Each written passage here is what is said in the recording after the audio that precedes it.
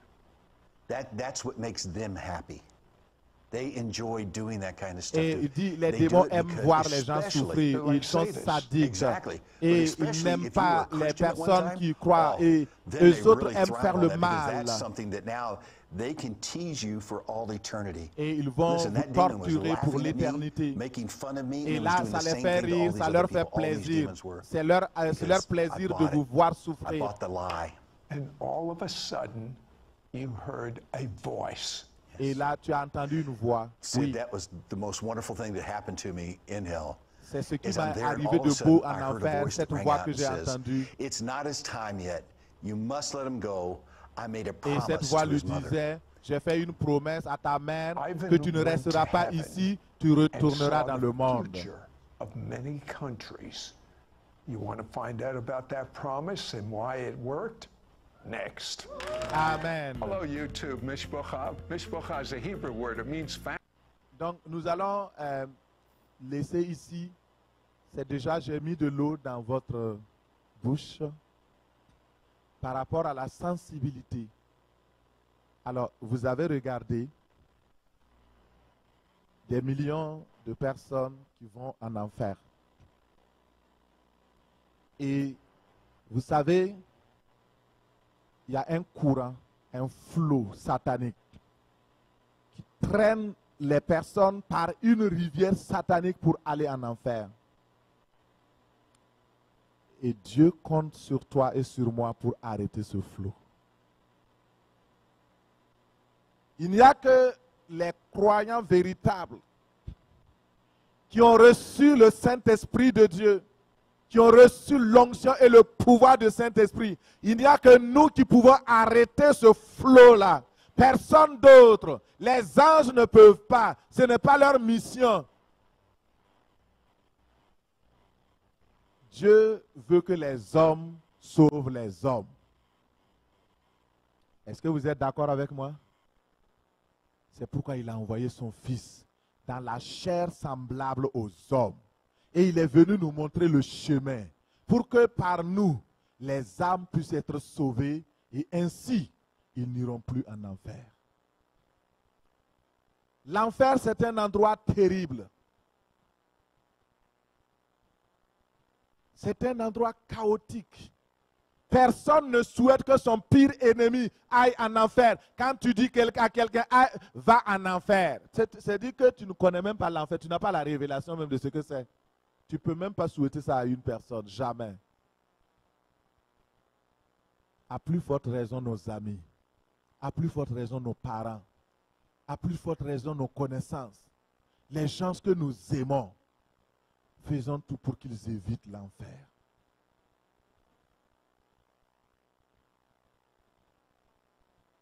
Alors, frères et sœurs, je voulais vraiment m'attarder sur ce point-là parce que c'est tellement important. Aujourd'hui, il y a une insensibilité terrible. Terrible. Et Dieu veut que nous revenions à la parole. Prêchons la véritable parole du royaume. Il ne faut pas cacher quelque chose. Aujourd'hui, on veut une évangélisation au rabais. Venez dans notre église. Ah, il y a de fun là-bas. Ça, ce n'est pas de l'évangélisation. Ça, c'est courtiser les gens pour les perdre. Et les gens viennent s'asseoir. Quand tu dis maintenant à ceux qui ont péché, ils disent, oh, ok, on ne savait pas que c'était, vous avez dit que c'était le fun. Ok, au revoir, bye bye. Pourquoi les gens ne restent pas à l'église? Dites-leur la vérité.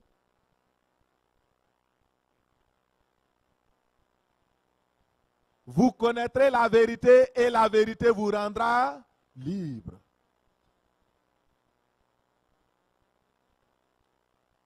Alléluia. Alors, je termine ma conclusion. La première chose, c'est le grand principe de l'évangélisation, c'est aller. Aller partout.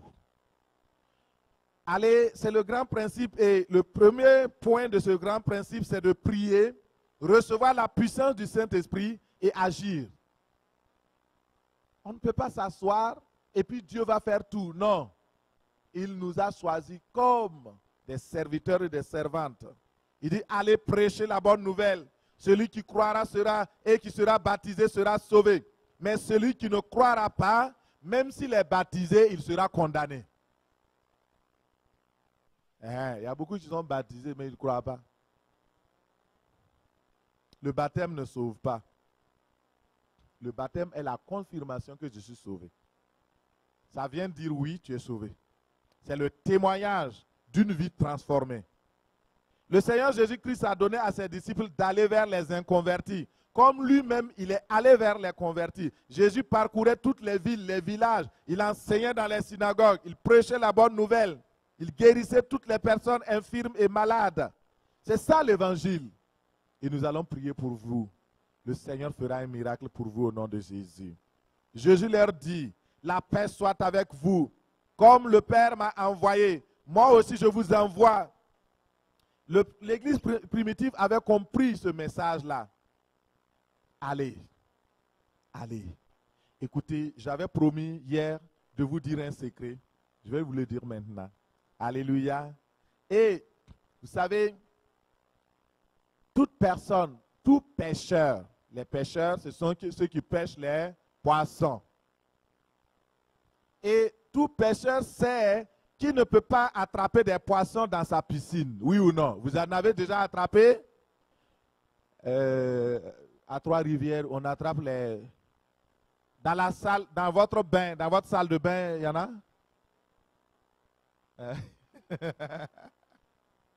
Alléluia. Tout pêcheur sait que pour attraper des poissons, il faut aller le long des rivières comme le fleuve Saint-Laurent, le long des lacs et les cours d'eau en pleine nature, là où il y a les poissons, et lancer le filet, ainsi espérer en attraper quelques-uns. Jésus dit que nous sommes des pêcheurs d'âmes, des pêcheurs d'hommes. Est-ce que les hommes qui ont besoin d'être pêchés sont dans les églises? Non. Ils sont où?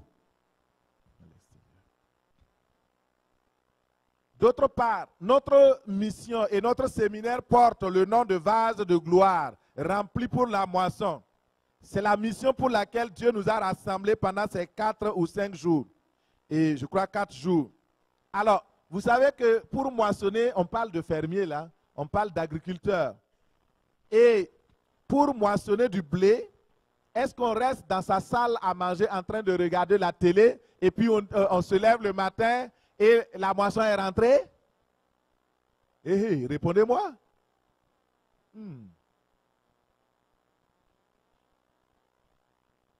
Tout bon fermier sait que pour récolter, pour rentrer le grain, il faut obligatoirement manipuler la faucille. Pour rentrer, il faut sortir dans la chaleur du jour, loin de la maison, des vastes champs. Il faut entrer et regarder les épis, les bibites vous piquent, les choses, la chaleur vous frappe. Et c'est là, après avoir travaillé, moissonné, que vous rentrez la récolte. Ces choses nous enseignent. Ces 2 exemples nous montrent, sans nul doute, que nous ne pouvons pas gagner des âmes en restant dans nos salles climatisées ou chaudes d'église. Nos assemblées, nos congrégations, nos bureaux, ce n'est pas là-bas où sont les inconvertis. C'est dehors. C'est dans la place du marché. C'est dans les supermarchés. C'est dans les centres commerciaux. C'est là qu'ils sont. La vérité est que pour atteindre les inconvertis, nous devons sortir hors des murs des églises et aller porter notre témoignage sur les marchés, dans les rues, les prisons, les hôpitaux, les quartiers mal famés, dans les maisons des gens où ils vivent et travaillent. C'est là que le travail de l'évangélisation doit se faire.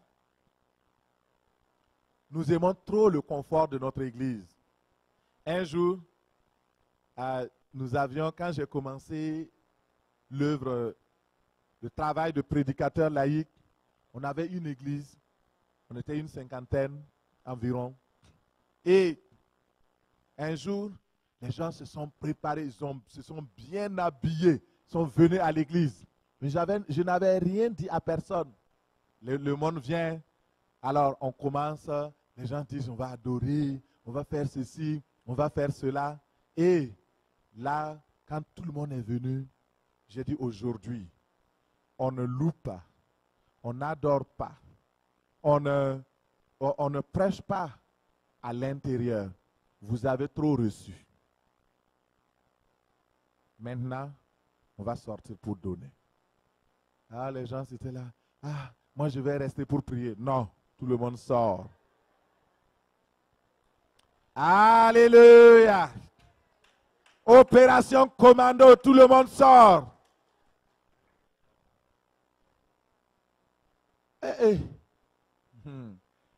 Vous ne me connaissez pas encore, hein? On a formé des équipes, 2 à 2, et on a dit, vous avez l'obligation de fruits. Vous n'allez pas vous amuser dans les quartiers. Ici, si c'était au Québec que j'avais fait ça, on allait dire, ça c'est atteinte à la liberté des gens. Non, nous devons être libres. C'est pourquoi ça ne marche pas aussi. Quand le Saint-Esprit parle, vous obéissez? J'ai dit ça. Les gens sont partis 1, 2 à 2, 3 à 3. Ils sont partis dans le quartier. Et vous voyez, dans la ville, on était regardés comme ça. Les gens avaient leur Bible. Et certains, c'est pour la toute première fois qu'ils parlaient de quelqu'un à Jésus. Quand on a fait ça une fois, les gens, c'était maintenant. Quand ils sont venus, les témoignages, quand nous avons parlé, oh, il y a une personne qui a dit, oh, je veux votre Jésus là, oh, je vois une gloire sur vous, oh, je vois des choses. J'ai répété ça dans une église plus grande, de plus de 400 à 500 personnes. J'ai dit ça, le secret, j'ai soufflé ça au pasteur. Il dit, ah, moi je ne peux pas faire ça, mais si toi tu veux, tu peux le faire. Il m'a donné la liberté. J'ai dit, waouh, c'est bien. On a organisé, on a dit, si vous voulez que ça marche, vous ne parlez à personne. Et je suis très bon dans ça. Et quand on est arrivé, les diacres de l'église ne savaient pas, les anciens de l'église ne savaient pas.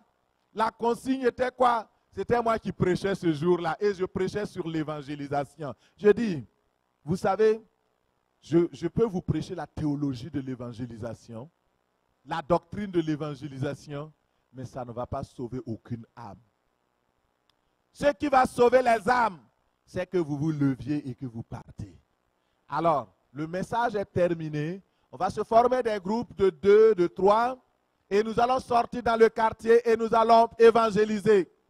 Ah, ok, la prédication doit durer 1 heure. On va ajouter 30 minutes parce qu'on n'a pas loué, on n'a pas adoré. Et je vous ajoute encore 1 demi-heure. Et dans 2 heures, on se rencontre ici et on fait le point de l'évangélisation. Les grands qui étaient là avec des choses comme ça, les choses. Ah oui, mais c'est quoi il fait ça? Pourquoi le pasteur le laisse faire ça? Pourquoi? Ah non, non. Je dis, on sort. Allez former les équipes. Et quand c'est comme ça, je ne regarde plus le visage des gens.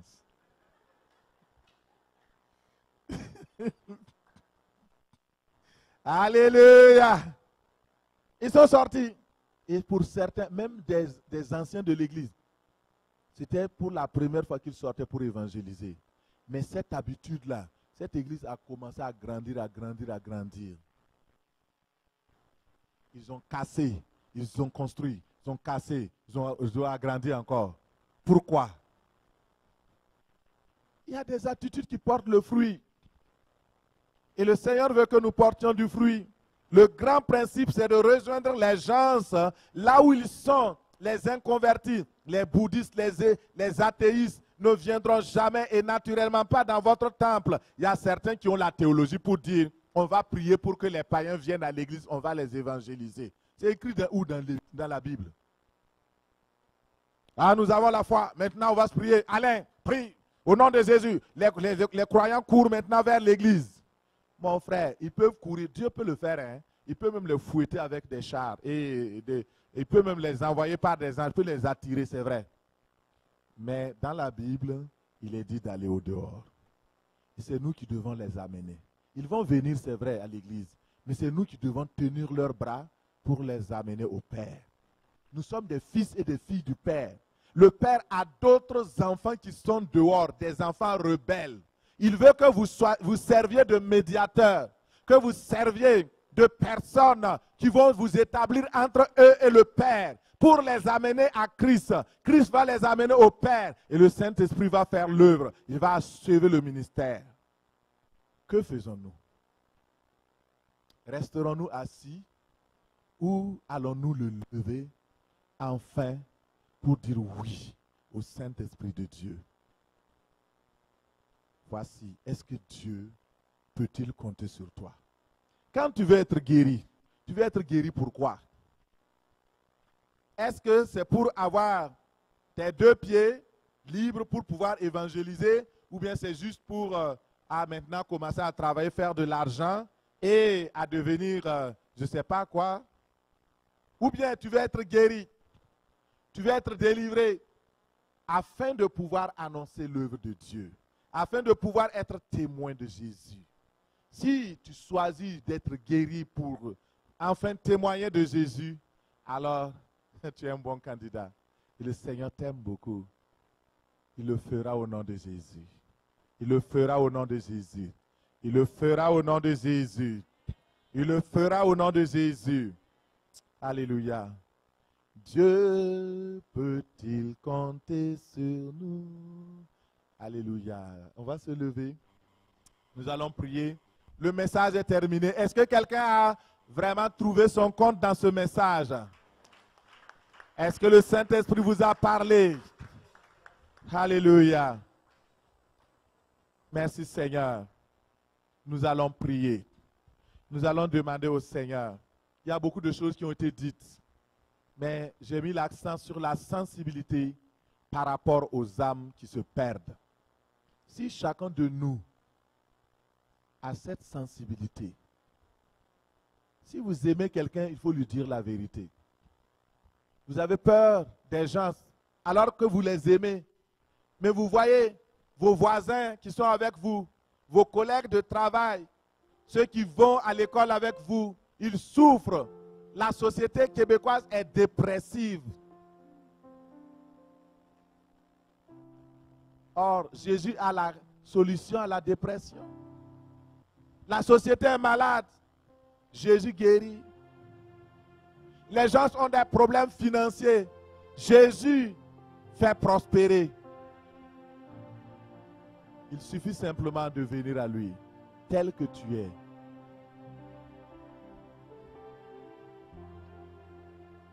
Dieu peut-il compter?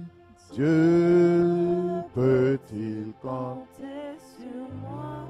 Oui, c'est vrai, sur toi, dis sur moi. Dieu peut-il compter sur moi? Le pourra-t-il jusqu'au bout? Jusqu'au bout, Dieu peut-il compter sur moi? Encore une fois. Dieu peut-il compter sur moi? Alléluia. Dieu peut-il compter sur moi? Le pourra-t-il jusqu'au bout? Dieu peut-il compter sur moi? Alors tu vas prier le Seigneur selon le message que tu as entendu. Tu vas dire au Seigneur, je suis faible, mais je m'abandonne entre tes mains. Je veux te servir. Je veux te suivre par la foi. Viens à mon secours. Viens à mon secours, Seigneur. Viens au secours de mon incrédulité. Viens au secours de mes faiblesses. Prions ensemble au nom de Jésus. Oh Seigneur, en écoutant un message pareil, Seigneur, c'est vraiment le sentiment que nous n'avons pas accompli l'œuvre comme tu veux. Seigneur, il y a des défis. Et les défis qui sont là, Seigneur, toi seul peux les rencontrer. C'est pourquoi, Père, nous nous abandonnons entre tes mains. Nous voulons compter sur toi par ton esprit et par ta grâce. Seigneur, aide-nous ce soir. Aide-nous en ce soir. Viens à notre secours. Viens à notre secours. Au nom de Jésus. Alléluia.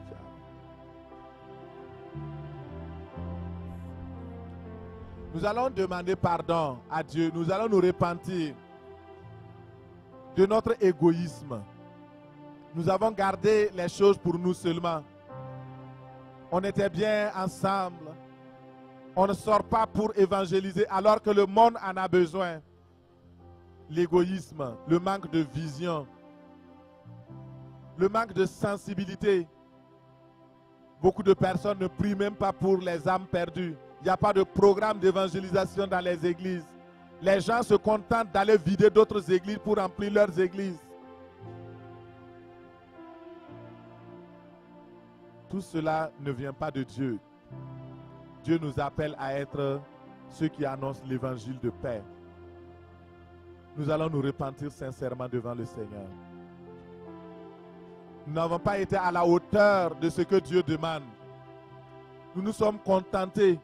On compte. Ah oui, j'ai amené telle personne à Christ. Oh, ça fait maintenant 50 personnes que j'ai amenées depuis que je suis converti. 50 personnes, ce n'est rien par rapport à l'éternité, par rapport aux millions d'âmes qui meurent. C'est combien pour cent? Ça ne vaut même pas 0,0001%. Repentons-nous. Demandons pardon en tant qu'Église, en tant que personne. Notre responsabilité est engagée. Dès que nous avons reçu le Saint-Esprit, nous sommes devenus témoins. Mais avons-nous témoigné vraiment? Combien d'âmes as-tu amené au Seigneur? Tu as eu peur. Tu n'as même pas parlé. Tu as eu honte. Demandons pardon au Seigneur. Père, je demande pardon. Je sais que je n'ai pas été à la taille de ce que tu me demandais par rapport à l'évangélisation. Plusieurs fois, j'ai eu des prétextes et beaucoup de fois des limitations au niveau financier, au niveau du rejet. Et cela a créé comme des ressentiments. Nous n'avons pas été chercher ceux qui sont perdus. Nous n'avons pas pensé la blessure de ceux qui étaient blessés. Je demande pardon, Seigneur. Demande pardon. Tu sais jusqu'où tu t'es engagé avec le Seigneur. Sois sincère avec Dieu. Tu sais combien tu n'as pas été fidèle dans l'évangélisation. Dans l'année 2021, combien de personnes tu as amenées au Seigneur? Même pas une seule âme. Et tu dis que tu es témoin de Jésus. Les gens, pour masquer leur inutilité, ils disent qu'ils évangélisent sur Internet. Et c'est des gens qui ne connaissent pas qu'ils disent qu'ils sont sauvés.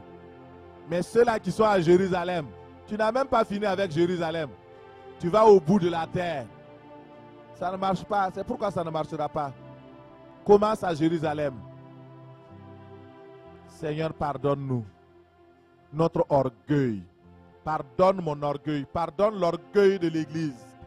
Pardonne notre inutilité, notre manque de sensibilité. Pardonne-moi, oh oui Seigneur.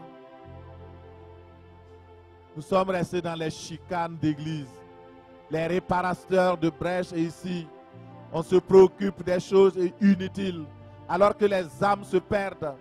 Regarde les millions d'âmes qui meurent sans Christ, des milliers qui s'en vont chaque jour. Seigneur, pardonne-nous. Alléluia, Seigneur.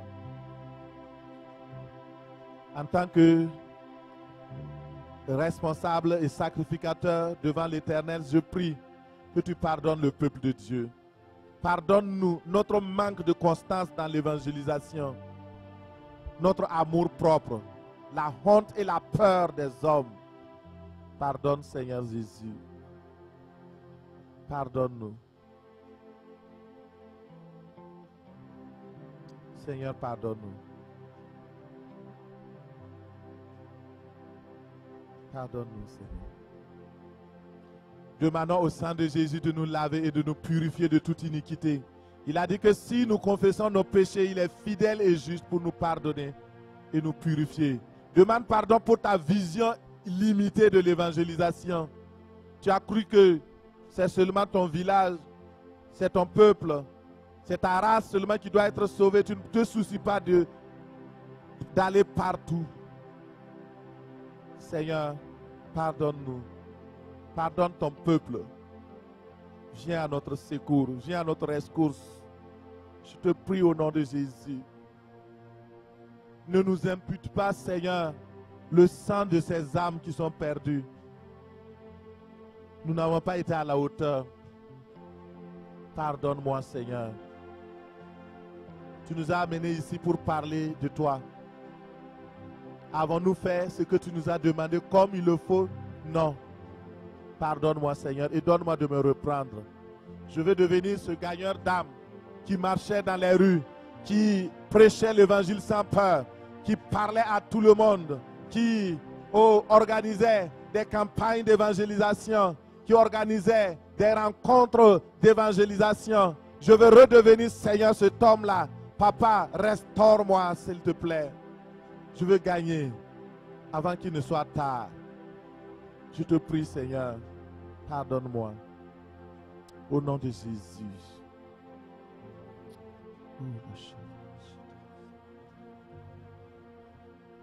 Dis au Seigneur, tu peux compter sur moi. Parce que je compte sur toi et sur ton esprit. Je compte sur ta grâce et ta puissance. Désormais, je veux être ce témoin-là. Au nom de Jésus. Puisque tu t'es repenti, parle-lui maintenant. Dis-lui, je veux vraiment commencer à témoigner. Au nom de Jésus, parle-lui. Oui, Seigneur, je veux commencer à témoigner. Je veux commencer à annoncer ta parole. Je veux commencer à évangéliser. Je veux commencer à amener du monde à Christ. Père, me voici. Rends-moi capable. Équipe-moi au nom de Jésus.